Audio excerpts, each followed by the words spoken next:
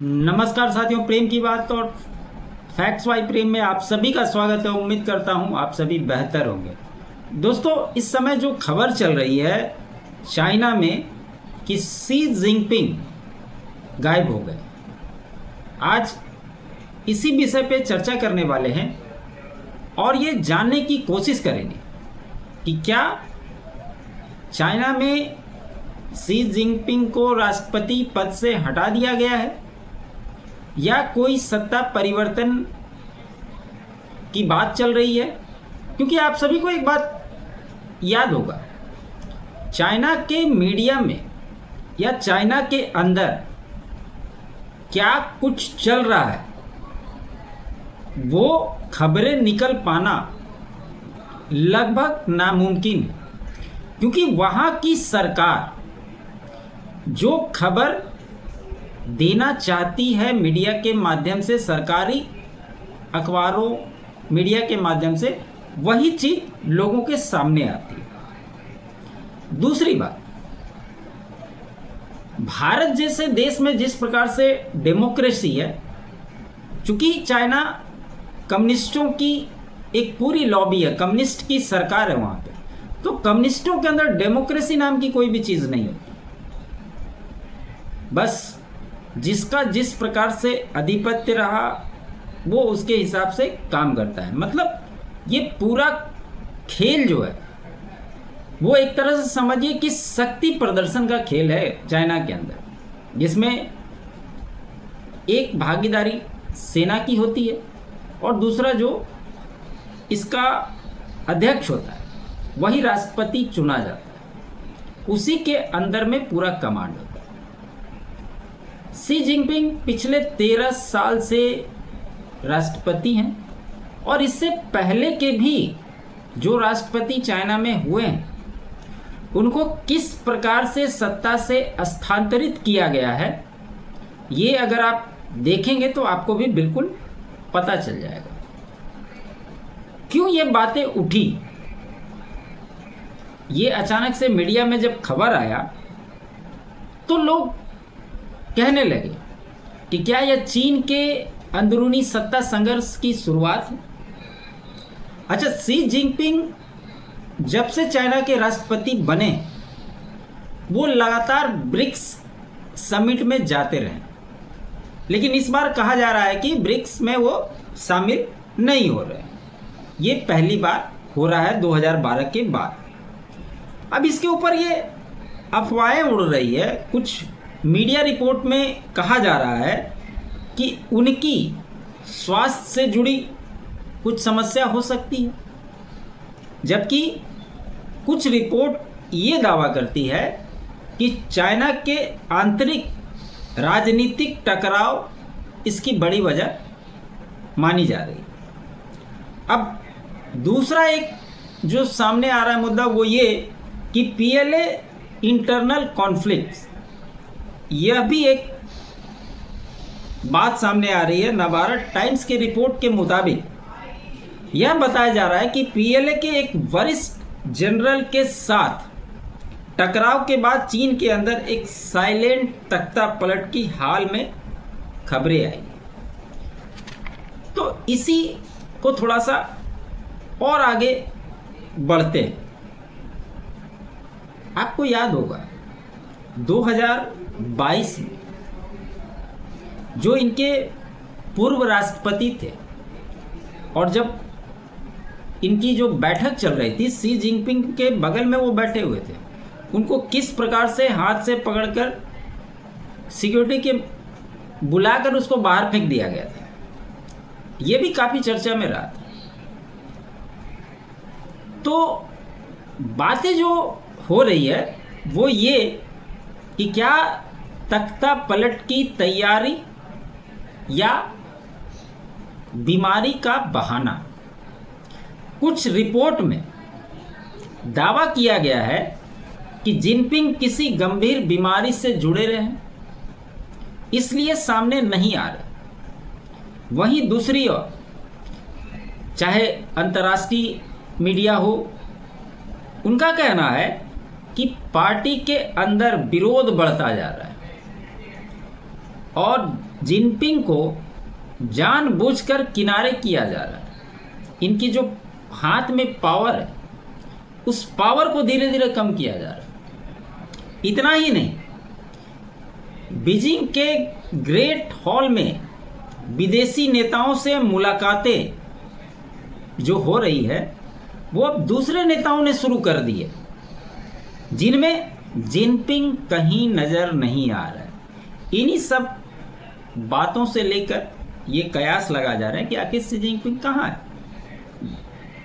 अब जो बात मैंने बताई आपको कि पीएलए के एक जनरल को कंट्रोवर्सी चल रही थी, उसमें ये कहा जा रहा है कि पीएलए में भी असंतोष है, असली सत्ता सेना के हाथ। एक बड़ी चीज जो 4 जुलाई को हुई, जब चीन की सरकार ने 3 बड़े सैन्य अधिकारियों को अचानक बर्खास्त कर दिया। चाइना के अंदर चाहे वो कितना बड़ा भी व्यक्ति क्यों ना हो, अगर वो सरकार और सत्ता के खिलाफ, अगर उसको कोई बातें अगर पसंद ना है तो भी वो सरकार के खिलाफ नहीं जा सकता, चाहे वो कितना भी बड़ा व्यक्ति। नहीं तो उसकी स्थिति ये होती है कि वो अचानक से गायब हो जाता है और उसके बाद दिखाई नहीं देता। ऐसे कई सारे उदाहरण हैं चाइना के अंदर। जिन 3 लोगों को हटाया गया, उनके नाम है जनरल मियाओ हुआ, नौसेना प्रमुख ली हॉन्जुन और सीनियर न्यूक्लियर साइंटिस्ट लियू सी पेंग। सरकारी बयान में इसका कारण भ्रष्टाचार बताया गया, लेकिन जानकारों का कहना है कि ये कार्रवाई भीतर चल रहे असंतोष को कुचलने की कोशिश है। ये सारी बातें निकल करके सामने आ रही। इधर CNN न्यूज़ 18 ने एक दावा किया, फिलहाल असली ताकत चीन की सेनाओं के अध्यक्ष जनरल झांग यूसिया के हाथ में, और उनकी वफादारी जो हु जिताओ के गुट के साथ हैं, यानी उसी पूर्व राष्ट्रपति के साथ जिन्हें 2022 में पार्टी कांग्रेस के दौरान सार्वजनिक रूप से हॉल से बाहर निकाल दिया गया था। ये उनके समर्थक हैं। हालांकि कोई स्पष्ट उत्तराधिकारी नहीं है, लेकिन विशेष रूप से जनरल झांग यूसिया महत्वपूर्ण बने हुए। जनरल झांग चीन के शक्तिशाली सेंट्रल मिलिट्री कमीशन के पहले उपाध्यक्ष और प्रमुख सैन्य चेहरा हैं। ऐसे में अगले उत्तराधिकारी के लिए उनका समर्थन अहम। कहा जा रहा है कि पूर्व राष्ट्रपति हु जिनताओ के करीबी वरिष्ठ पार्टी नेता उनका समर्थन कर रहे हैं, जिससे उनकी स्थिति मजबूत हुई है। माना यह जा रहा है कि शी की अनुपस्थिति में जनरल झांग अपना प्रभाव मजबूत कर रहे हैं। अब एक जो नाम उभर करके आ रहा है वो है ली कियांग का। शी जिनपिंग के लंबे समय से ये सहयोगी रहे। ली कियांग को 2023 में प्रधानमंत्री नियुक्त किया गया था। आप लोगों में से बहुत लोगों को ये पता भी नहीं होगा, कुछ सबको लगता है कि चूंकि वहाँ पे राष्ट्रपति है तो प्रधानमंत्री जैसा भी कोई पोर्टफोलियो होगा, ये लोग नहीं जानते।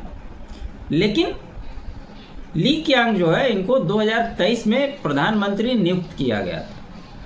शंघाई के कोविड-19 लॉकडाउन के दौरान उनका नेतृत्व और हाल ही में जितने भी हाई प्रोफाइल अंतर्राष्ट्रीय उपस्थिति जिसमें G20 भी शामिल, उसमें शी जिनपिंग की जगह शामिल होना उनकी उच्च स्थिति को दिखाता है। स्टेट काउंसिल के प्रमुख के रूप में चीन की अर्थव्यवस्था की ये देखभाल करते हैं, जिससे वे सरकार में दूसरे सबसे शक्तिशाली व्यक्ति बन जाते हैं। वहां पर बॉस ये वाला सिस्टम नहीं है कि किसी को कुछ हो गया तो मीडिया में खबर चलेगी कि भैया इसको ये बीमारी है, अब ये रिकवरी कर रहा है या भर्ती है। वहां पर तो सीधा भैया गायब कर देगा, तो उसके बाद दिखेगा नहीं वो। ये वाला चलता है सिस्टम। तो इसी के हिसाब से ये सारा मसला चल रहा है। असली बात इसका इस प्रकार से समझ सकते हैं आप मोटे तौर पे कि चाइना में सत्ता परिवर्तन के लिए कोई इलेक्शन, किसी के कहने पे सर्वसम्मति, इस तरह की कोई चीज़ नहीं।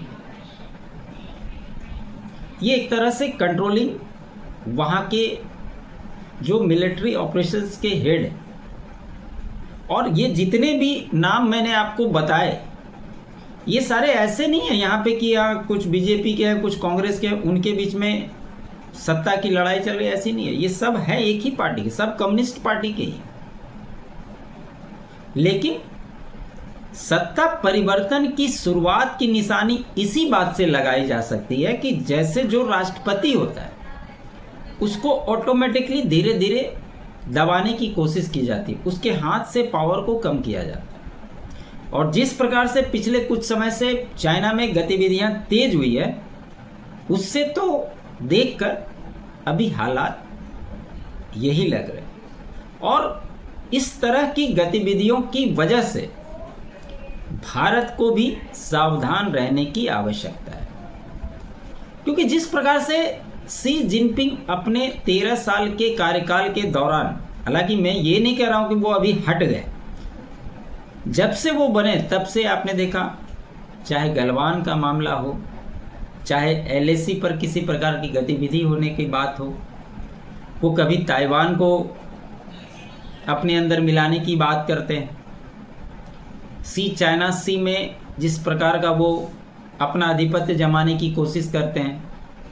साथ ही साथ China Russia dragon bear alliance गठबंधन पर भी चर्चा हो रही थी रूस के साथ, और ये मल्टीपोलर वर्ल्ड की दिशा में कदम बढ़ा रहे थे। इधर US के साथ कोल्ड वॉर का अलग मामला चल रहा था। आपने देखा किस प्रकार से अमेरिका ने टैरिफ लगाया और उसके हिसाब से बदले में इसने भी टैरिफ लगा दिया। तो WSJ की रिपोर्ट कहती है कि सी अमेरिका दबाव का सामना करने के लिए कोल्ड वॉर जैसी रणनीति पर भी काम कर रहे थे। तो ये पूरा इस मामले का लबोलुआब है कि अभी जो स्थिति चाइना में बन गई, ये आने वाले दिनों में क्या रंग लेती है। क्या वाकई में शी जिनपिंग को सत्ता से हटा दिया गया, ये देखने वाली बात होगी।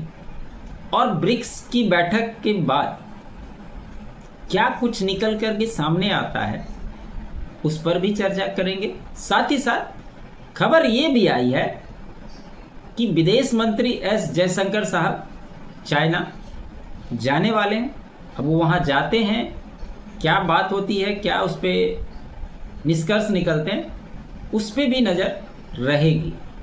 तो खबर यही थी दोस्तों। उम्मीद करता हूँ मेरा ये विश्लेषण आपको अच्छा लगा हो। अच्छा लगे तो लाइक ज़रूर कीजिएगा, अधिक से अधिक शेयर कीजिएगा। चैनल पे नए हैं तो चैनल को सब्सक्राइब कर लीजिएगा। मेरे अल्टरनेट चैनल फैक्ट्स बाय प्रेम को भी आप सपोर्ट कीजिए। साथ ही साथ चैनल के लिए अगर कंट्रीब्यूट करना चाहते हैं तो QR कोड स्क्रीन पे है, ज्वाइन बटन ले सकते हैं। बाकी डिटेल आपको डिस्क्रिप्शन में मिल जाएगी। आप सभी का बहुत बहुत धन्यवाद। जय हिंद, जय भारत।